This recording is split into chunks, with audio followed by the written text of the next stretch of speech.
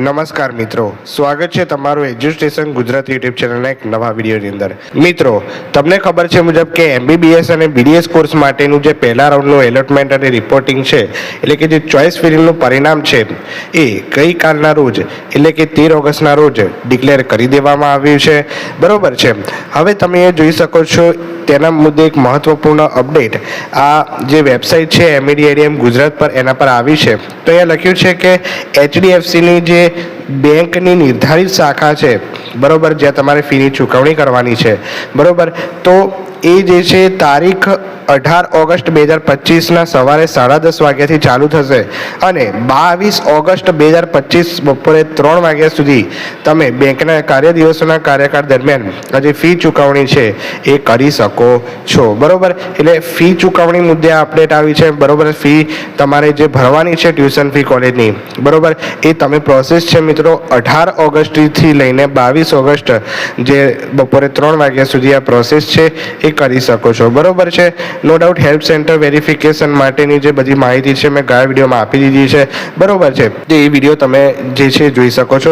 બીજી વાત આ વિડીયોમાં આપણે કરવાની છે, બરોબર છે, તમારું જે રિઝલ્ટ છે અહીંયા ડિક્લેર થઈ ગયું છે રેન્ક વાઇઝ તમે જોઈ શકો છો, institute wise last rank result. બરોબર, હવે ઘણા સ્ટુડન્ટ અને પેરેન્ટ્સના મનમાં પ્રશ્ન હોય છે કે અમારું જે ચોઇસ ફિલિંગનું પરિણામ છે આવી ગયું છે, અમારું જે કોલેજ છે જે ફાળવણી કરી ચૂકવામાં આવી છે, અમારું કોલેજમાં નામ આવી ગયું છે, તો એની આગળ જે પ્રોસેસ છે ફી ચૂકવણીની, હેલ્પ સેન્ટર વેરિફિકેશનની પ્રોસેસ કેવી રીતે કરવાની છે, કઈ પ્રોસેસ અમારે કરવાની છે, તે ડાઉટ હોય છે, તો એ મુદ્દે આ વિડીયો જે છે બનાવવામાં આવે છે. તો સંપૂર્ણ વિડીયો જોજો, કોઈ જ તમને કન્ફ્યુઝન નહીં રહે. બરોબર છે. તો ચેનલ પર નવા આવ્યા છો, આ ચેનલ પર તમને મહત્વપૂર્ણ અપડેટ અને માહિતી આ રિલેટેડ મળતી રહેશે. તો ચેનલને સબસ્ક્રાઈબ કરવા ના ભૂલતા અને વિડીયો પસંદ આવે તો વિડીયોને લાઇક જરૂરથી આપી દેજો. તો ચાલો મિત્રો વિડીયોની શરૂઆત કરીએ. વિદ્યાર્થી મિત્રો, હવે તમે અહીંયા એક PDF જોઈ શકો છો જે આપણી કમિટીની વેબસાઇટ પર મૂકી દેવામાં આવી છે. હવે અહીંયા લખ્યું છે એડમિશન કન્ફર્મ કરાવવા માટેની પ્રક્રિયા જે રાઉન્ડ 1માં તમારે કરવાની છે. બરોબર છે. હવે આ એડમિશન કન્ફર્મ કરવાની પ્રક્રિયા કોણે કરવાની છે? તો જે પણ સ્ટુડન્ટ્સને એડમિશન મળ્યું છે, કોઈ કોલેજ ફાળવવામાં આવી છે, જે મેરિટ લિસ્ટમાં નામ આવ્યું છે, બરોબર, એને જ કરવાની છે. જેને એડમિશન નથી મળ્યું, બરોબર છે, એમણે રાઉન્ડ 2માં ભાગ લેવાનો છે અને ફરી ચોઇસ ફિલિંગ કરવાની રહે છે. બરોબર. હવે બીજી વાત મિત્રો અહીંયા કરીએ. પહેલા તો અહીંયા લખ્યું છે, તમે ઉપર જોશો કે બેઠકોની ફાળવણીના પરિણામની જાહેરાત અને એલોટમેન્ટ લેટરનું પ્રિન્ટિંગ. બરોબર, એટલે જુઓ, હવે પહેલાં તો તમારું જે કોઈ કોલેજમાં નામ આવ્યું હશે, બરોબર, તમે ગઈકાલે જોયું હશે, તો હવે આજે તમે જોશો તો તમારે તમારું યુઝર ID અને પાસવર્ડની મદદથી લોગિન કરવાનું છે. અને લોગિન કરશો તો તમને બે વસ્તુ દેખાશે. બરોબર, એક તો હશે તમારો એલોટમેન્ટ લેટર, જે કોલેજ ફાળવણી કરી છે, બરોબર છે, એનો તમને એલોટમેન્ટ લેટર આવ્યો હશે પર્સનલી, બરોબર, કે ભાઈ તમને આ કોલેજ છે ફાળવવામાં આવી છે, એની ટ્યુશન ફી ને બધું એમાં લખ્યું હશે. બરોબર છે. અને બીજું કે ફી ચલણ, બરોબર, કે જે તમારે ફી ભરવાની છે, બરોબર છે, કે એનું ચલણ આવ્યું હશે, એ બેની તમારે પ્રિન્ટ કઢાવી લેવાની છે. બરોબર, તો આ બે વસ્તુને ધ્યાનમાં રાખજો. બીજી વાત અહીંયા વાંચીએ તો અહીંયા લખ્યું છે કે ચોઇસ ફિલિંગના પ્રક્રિયા બાદ આજે કમિટી ઉમેદવારના મેરિટ અને ચોઇસને ધ્યાનમાં રાખીને બેઠકોની ફાળવણીના પરિણામની જાહેરાત કરશે. બરોબર, જાહેરાત તો થઈ ગઈ છે. બરોબર, અને આ જે મેં કીધું એ લખ્યું છે કે ફી ચલણ અને એલોટમેન્ટ લેટર ડાઉનલોડ કરી શકશે. બરોબર. હવે જો બીજી વાત એ કરીએ ફીની ચૂકવણી. હવે પહેલું સ્ટેપ અહીંયા તમારે આવે છે ફીની ચૂકવણી. હેલ્પ સેન્ટર વેરિફિકેશનની વાત ત્યારબાદ કરીએ છીએ. હવે જો એ લખ્યું છે કે ઉમેદવારે કમિટી દ્વારા મંજૂર કરાયેલ બેંકની શાખાઓમાં જે મંજૂર કરાયેલ HDFC બેંકની શાખાઓની યાદી પ્રવેશ સમિતિની વેબસાઇટ પર ઉપલબ્ધ છે, જેમાં ટ્યુશન ફી અથવા ટ્યુશન ફીનો તફાવત ઓનલાઈન પેમેન્ટ ગેટવે અથવા રોકડ રકમ અથવા ડિમાન્ડ ડ્રાફ્ટ, બરોબર, તો એના દ્વારા જમા કરાવી શકો છો. હવે જો મિત્રો, તમારે જ્યાં ફીની ચૂકવણી કરવાની છે, બરોબર, એ તમે ઓફલાઈન પણ કરી શકો છો અને ઓનલાઈન પણ કરી શકો છો. ઓફલાઈન કરવી છે તો તમારે HDFCની બેંકની શાખાઓમાં જવાનું છે ફી ચૂકવવા માટે ઓફલાઈન. બરોબર, તો એ કઈ શાખા છે? તો કોઈ પણ શાખામાં નથી જવાનું. બરોબર, પરંતુ જે આજે કમિટીની વેબસાઇટ પર લિસ્ટ આપ્યું છે HDFC બેંકની શાખાઓનું, એ જ શાખાઓમાં જે તમને નજીક પડતી હોય એમાં જવાનું છે. બરોબર, તો ઓફલાઈન પેમેન્ટ ત્યાં તમે કરી શકો છો, ઓનલાઈન પેમેન્ટ પણ તમે કરી કરી શકો છો અને ડિમાન્ડ ડ્રાફ્ટ દ્વારા પણ તમે આ જે પેમેન્ટ છે એ કરી શકો છો. આટલી વસ્તુ ક્લિયર થઈ ગઈ? યસ. બીજી વાત કે ટ્યુશન ફી જમા કરવા માટે ઉમેદવારે ફક્ત અધિકૃત બેંકની નિયત શાખામાં જે વેબસાઇટ પર ઉપલબ્ધ યાદીની મુલાકાત લેવી પડશે અને ટ્યુશન ફીની ચૂકવણી પછી વિદ્યાર્થીઓએ કમ્યુનિટી પોર્ટલમાંથી બનાવેલી રસીદ 2 નકલોમાં અને ચલણની નકલો લેવાની રહેશે. એટલે એવું કહેવા માંગે છે કે તમારે જે ફી ચૂકવણી કરવાની છે ત્યાં તમારે આ જે ફી ચલણ છે, હવે જો આમાં તમારે કોઈ પણ ટેન્શન લેવાનું નથી. તમારે જે ફી ચલણ છે એની પ્રિન્ટ નીકાળવાની છે. જે HDFC બેંકની તમે શાખામાં જશો ત્યાં જે તમારી ફી કલેક્ટ કરવા ભાઈ બેઠા હશે, બરોબર, તો એમને તમારે ફી ચલણ અને જે રોકડ રકમ છે તમારી એ આપી દેવાની છે અને બધી જ પ્રોસેસ બરોબર છે કરશે. તમારે કોઈ પણ પ્રકારની એમાં ટેન્શન લેવાનું નથી. અને ત્યારબાદ તમારી જે ફી ચૂકવણી જે છે થઈ જશે, ત્યારબાદ એ તમને સામેથી જે 2 ઝેરોક્સ આપશે તમારે લઈ લેવાની છે, સિક્કા સહી સિક્કા કરીને, બરોબર. તો એ પ્રકારનું અહીંયા કહેવા માંગે છે, બરોબર છે. તો તમારે ફી ચલણ ખાસ લઈ જવાનું છે ફી ચૂકવણી માટે, એ ખાસ યાદ રાખજો. અને ઓનલાઈન ભરો છો, બરોબર, તો એમાં પણ વાંધો નથી. આ NRI કેન્ડિડેટ માટે છે, તો તમે આ જોઈ શકો છો. ત્યારબાદ હવે જો તમારી ફી ચૂકવણી થઈ જાય છે, બરોબર છે, જે ત્યાંથી તમને રસીદ મળે છે, બધું તમારે કલેક્ટ કરી લેવાનું છે ફી ચૂકવણી માટે જે HDFC બેંકમાંથી એ તમને આપે છે, બરોબર. હવે ફી ચૂકવણી તમારી કન્ફર્મ પ્રોસેસ થઈ જાય છે, ત્યારબાદ આવે છે એડમિશન કન્ફર્મ કરાવવાની પ્રોસેસ હેલ્પ સેન્ટર વેરિફિકેશનમાં. હવે અહીંયા લખ્યું છે કે ઉમેદવારે હેલ્પ સેન્ટર ખાતે ઓરિજિનલ ડોક્યુમેન્ટ જમા કરવા માટે અગાઉથી અપોઇન્ટમેન્ટ લેવાની રહે છે.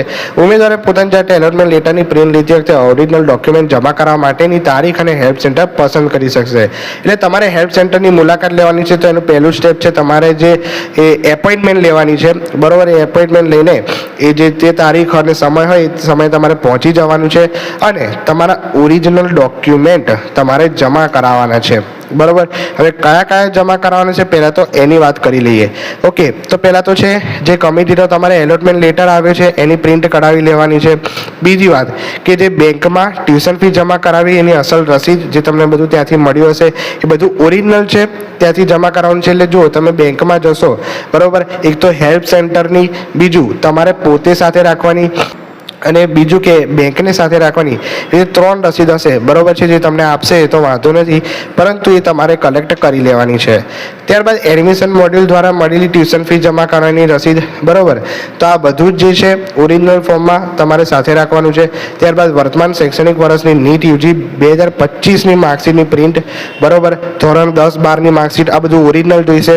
ત્યારબાદ જો અહીંયા લખ્યું છે કે શાળા છોડ્યાનું પ્રમાણપત્ર, એટલે કે તમારું જે લિવિંગ સર્ટિફિકેટ છે અથવા ટ્રાન્સફર સર્ટિફિકેટ છે, બરોબર છે, પછી તમારું જે બર્થ સર્ટિફિકેટ છે એ બધું પણ તમારે ઓરિજિનલ ફોર્મમાં સાથે રાખવાનું છે, બરોબર. ત્યારબાદ અહીંયા તમે જોઈ શકો છો કે કોઈ પણ ડોમિસાઇલ વિદ્યાર્થી હોય, ઓકે, તો ગુજરાત રાજ્યના બહાર જન્મ થયો હોય તો એવા ડોમિસાઇલ વિદ્યાર્થીઓને ડોમિસાઇલ સર્ટિફિકેટ જોઈશે. ત્યારબાદ જે કેટેગરીનું સર્ટિફિકેટ છે, કાસ્ટ સર્ટિફિકેટ. હવે જો કાસ્ટ સર્ટિફિકેટ છે ને કોઈ પણ વર્ષનું તમારે ચાલશે, એમાં કોઈ પણ પ્રકારની બાંધછૂટ નથી, બરોબર છે. ત્યારબાદ આવે છે SC/BC કેટેગરી સ્ટુડન્ટ માટે નોન ક્રિમિનલ સર્ટિફિકેટ. હવે નોન ક્રિમિનલ સર્ટિફિકેટ છે ને વિદ્યાર્થીઓ ગુજરાતી ભાષામાં અને અંગ્રેજી ભાષામાં 2 ભાષામાં માન્ય હોય છે, બરોબર. તેમાં ગુજરાતી ભાષામાં 1 એપ્રિલ 2023 કે ત્યારબાદ જારી થયેલું હોવું જોઈએ, બરોબર. અને જે અંગ્રેજી ભાષાનું છે એ 1 એપ્રિલ 2025 કે ત્યારબાદ જાહેર થયેલું હોવું જોઈએ, બરોબર. ત્યારબાદ EWS કેટેગરી માટે પણ એ જ રીતનું છે, બરોબર. તો તમે એ જોઈ શકો છો. ત્યારબાદ જુઓ પાસપોર્ટ, જો પણ સ્ટુડન્ટ નાગરિકતા ડ્યુઅલ હોય એના માટે છે, બરોબર છે. ગુજરાતમાં જો તમે રહેતા હોય તો વાંધો નથી, બરોબર. ત્યારબાદ ફિઝિકલ ફિટનેસ સર્ટિફિકેટ, તમારું જે ફિટનેસ સર્ટિફિકેટ ફોર્મેટ હતું, બરોબર, એ તમારું ઓરિજિનલ ફોર્મમાં જે તમે સહી સિક્કા કરાવ્યા હતા ડૉક્ટરના એ બધું સાથે રાખવાનું છે. ત્યારબાદ NOC અથવા કેન્સલેશન ઓર્ડરનું જે પણ તમારે લાગે વળગતું હોય, ડિફેન્સ પ્રમાણપત્ર હોય, ઓકે, તો આ બધું સાથે રાખવાનું છે. હવે મેઇન જો છેલ્લું છે એન્વેલોપ, બરોબર છે. તો તમારે જ્યારે હેલ્પ સેન્ટર પર જાઓ ને મિત્રો, ત્યારે 11x15 ઇંચનું એન્વેલોપ સાથે લઈ જવાનું છે. એની વાત કરું છું શું છે, બરોબર. તો એન્વેલોપ શું છે પહેલાં તો એની વાત કરી લઉં કે એન્વેલોપમાં તમારે જે બધા ઓરિજિનલ ડોક્યુમેન્ટ હોય, બરોબર છે, એ બધા નાખીને તમારે જે હેલ્પ સેન્ટર પર છે એમાં જમા કરાવવાના છે. અને આ જે છે એની પણ પ્રિન્ટ કઢાવી લેવાની છે, જેમાં તમારે આ બધું વિગતો ભરીને આ રીતે ગોઠવીને, બરોબર, આ બધું ઓરિજિનલ ફોર્મમાં જોઈશે, બરોબર. હવે બીજી વાત કરી દઉં કે ઓરિજિનલ ફોર્મમાં છે પરંતુ આની 2 ઝેરોક્સ તમારે કઢાવીને સાથે રાખવાની છે અને ત્યાં પણ લઈ જવાની છે હેલ્પ સેન્ટર પર. આની ઝેરોક્સ 2 કોપી ત્યાં લઈ જવાની છે તમારે કઢાવીને. બરાબર છે, ઓરિજિનલ ફોર્મમાં તો છે જ, એનો વાંધો નથી. બરાબર, આ રીતે ગોઠવીને બધા ડોક્યુમેન્ટ એન્વેલોપમાં તમારે આપી દેવાના છે. બરાબર, અને ત્યાં જે નોડલ અધિકારી હશે એમના સહી સિક્કા કરીને તમારું જે એડમિશન છે એ કન્ફર્મ કરી દેશે. બરાબર, બસ ત્યારબાદ તમારે કોલેજ ખુલવાની રાહ જોવાની છે. તમારું એડમિશન છે કન્ફર્મ થઈ ગયું છે. જો તમારે આગળના રાઉન્ડમાં પણ ભાગ લેવો છે તો પણ કોઈ વાંધો નથી, તમે આગળના રાઉન્ડમાં ભાગ લઈ શકો છો. ઓકે, તો આ ફી ચૂકવણીની અને હેલ્પ સેન્ટર પર વેરિફિકેશનની વાત કરીએ. તમારું એડમિશન કન્ફર્મેશન છે ટોટલી, એની આપણે વાત કરી. ઓકે મિત્રો, તો હવે તમે જોઈ શકો છો કે તમારું જે હેલ્પ સેન્ટરનું લિસ્ટ છે. બરાબર, ત્યારબાદ HDFC બેંકમાં તમારે જે ફી ચૂકવણી કરવાની છે એની શાખાઓનું જે લિસ્ટ છે. બરાબર છે. બરાબર, તો આ બધું જ જે છે એ તમારે અહીંયા જોઈ શકો છો, બધી જ વિગતો આપી દીધી છે. નો ડાઉટ હજી આપણે જે 4 રાઉન્ડ કેવી રીતે બહાર પડે છે, એના શું નિયમો છે, કયા રૂલ્સ છે, એ બધાનો વિડીયો આવવાનો છે. તો ચેનલને અવશ્ય સબસ્ક્રાઈબ કરી રાખજો. ખૂબ જ ઇમ્પોર્ટન્ટ વિડીયો હવે આવવાના છે. બરાબર, એન્વેલોપનું તમારે ખાસ યાદ રાખવાનું છે. બરાબર, તો જે પણ સ્ટુડન્ટને MBBS અથવા BDS કોલેજ એલોટ થઈ છે એમને કોંગ્રેચ્યુલેશન્સ. બરાબર, ઓકે, તો મળીએ છીએ મિત્રો કંઈક નવા વિડીયો સાથે. ત્યાં સુધી ગુડ બાય, થેન્ક યુ.